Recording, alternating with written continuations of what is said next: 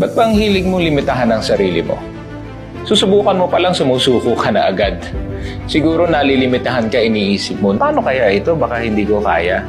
Baka mamaya hindi mag-workout. O paano natin malalaman kung hindi mo susubukan? Subukan mo.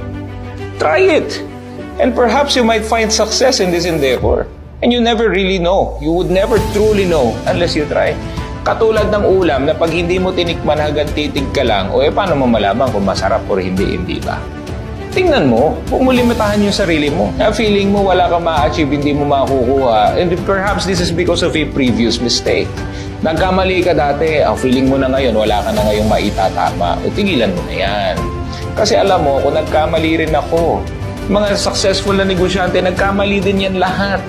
But we did not let that stop us from trying again. Never limit yourself. Kasi alam mo, ikaw lang naman ang nagbibigay ng limitasyon